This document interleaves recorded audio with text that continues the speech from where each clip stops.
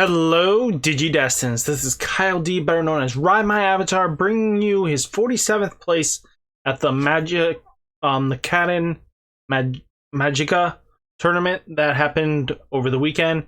I did play none other than Green. It was a tough matchup. There was a lot of misplays I made.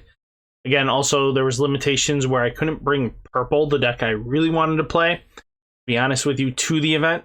So let's just dive right in and let's go over the deck profile, right? So first off, let's talk about the major 4 Monomon. For the fact of the matter is, Green is all about making those punches that just make your opponent cringe anytime they have to deal with it, because of the ability of us wanting to swing into our opponent's Digimon and getting bigger just to keep up and force them into bad plays. We want to use Monomon just to get through it. So, we play 4 Monomon. Then we play 1 Argomon. For the fact of the matter is, Argomon lets us gain 1 memory with restanding. So, really good, really powerful. Next, we play 1, 2, 3 Palmon. Palmon's inheritable is also similar to Monomon, just being able to get us 3k extra opponent damage. We can swing in with our lower ultimates and our champions into ultimates a little more easily and make it so our opponent has to play around us. Again, we play 3 Palmon for that ability alone.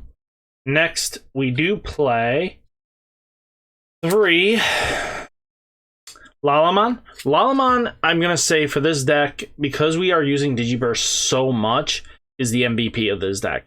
Being able to get this rookie back after we Digiburst it back to our hand so we can Digivolve again or hard play it is just really nice. Being able to rush a little bit more, gain some advantage, be able to choke a little bit just for removing an opponent's Digimon is just really nice. We play 3 of it.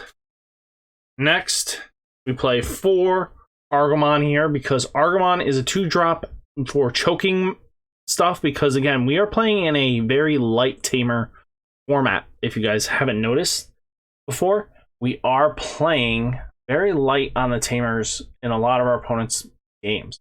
Again, we're going to take advantage of that and punish our opponent for it.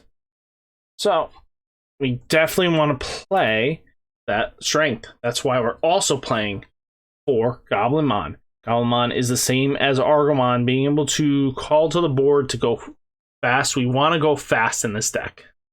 There's never a moment you don't want to. And then final rookie, we play Arterimon to choke out yellow or blue, just so they can't gain the excess Hammer Spark memory, anything like that. We want to prevent them from going big on us.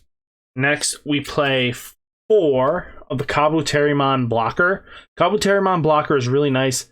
The only time I really hated seeing this card in my hand was when it was the only thing in my hand to hard play on turn 1, and then I had no way of Digivolving. Choking in this deck really hurts, because you can't get around most of the issues when you are choked. So we have Vegemon in here for that 1 cost. Amazingness of Vegemon's skills. Again, we play 4 of it. Next, we do play 3 Stingmon. Stingmon's really nice because, again, we are wanting to attack on our opponent's Digimon. So being able to gain an extra memory to Digivolve to choke them out more is really nice, and we take advantage of it.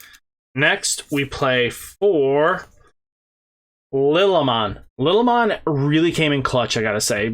Giving us outs to be able to suspend our opponent's Digimon if we have a Mimi on board, or anything in general that just let us play the game on how we wanted to. Being able to Digiburst 2 and suspend one of your opponent's Digimon was really nasty, and sometimes just pushed our opponent into a point where they just didn't want to be in that situation.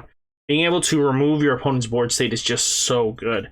Next, we do have 4 Blossomon. Because of the limitation, being able to Digisorption 2, suspend something, and Digisorption 3, and being able to Blossomon for free is just really good.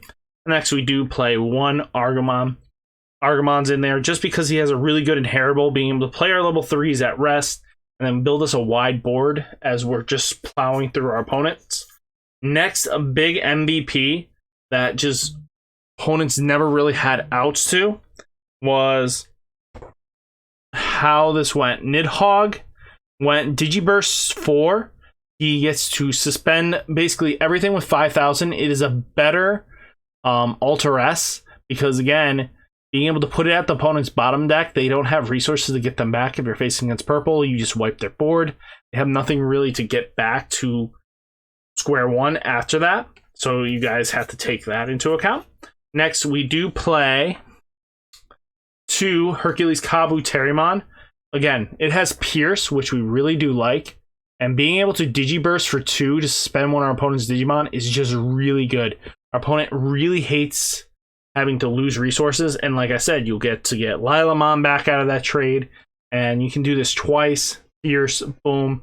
You know, you don't have to lose too much. So Lilamon minus, let's say even the Digimon that you have underneath there. Lilamon comes out. You get to keep the Argomon plus the Minamon. Minamon at least will bring him up to 13. 13 is really a good magic number sometimes that our opponent just doesn't want us to see. So definitely take that into account when you are Digibursting. Next, we did play 1 Bancho Stingmon. Bancho Stingmon didn't really come in very clutch in certain situations. Again, it was designed to come in clutch when we needed it, but it never really felt like I could use it or utilize it. So again, we didn't really play it much. So again, should I keep him? Maybe, maybe not. I don't know yet. I don't see his future being bright. But again, depending on meta calls, it's good to have 1. And then we do also have Chaos Volderarm in here just because, let's say our big boy here, Nidhogg, wiped their board, but they still had 2 Digimon to come out. We had a way of, at least with Volderarm, to start removing the issue. So again, that's how we wanted to play it. Then we played 2 Mimi, because Mimi's really nice. Being able to rest it and being able to either hatch an egg or bring a Digimon out for rushing is just really nasty, and our opponent would hate us for this. Next, we did play 2 Needle Spray because it was up between Flowerkin and Needle Spray, and I might want to start taking out some to bring up Needle Spray to 3. At least we can see 1 in the security stack.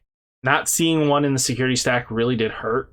Because again, I would draw them, but even just having 2 in hand was just nasty enough for our opponent just to remove board threats. Then we also played the 1 Hidden Potential because Hidden Potential Discovered is just really good in a deck that is just all about being able to Digiball for free. And then, boom, your opponent's board is just wiped. Again, a free Nidhogg, a 1-cost Volderarm is just nasty. Your opponent can't deal with those kind of threats because, again, they were expecting to get like 4 memory out of the deal, maybe 5, depending on the situation, but then you choked them out. They didn't get anything out of that deal worth fighting for, so now they're kind of set back further. Again, maybe you're wondering why I didn't play this Chaosmon, because I felt like board wiping was the way to go, especially when I was thinking of a heavy yellow meta. I wasn't expecting everyone to jump onto the green meta. So again, that's where my meta call failed.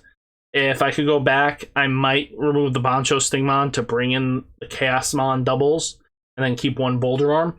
Because again, being able to pierce and delete a Digimon sometimes does help out to get rid of some issues. Being able to pierce twice and just wipe something.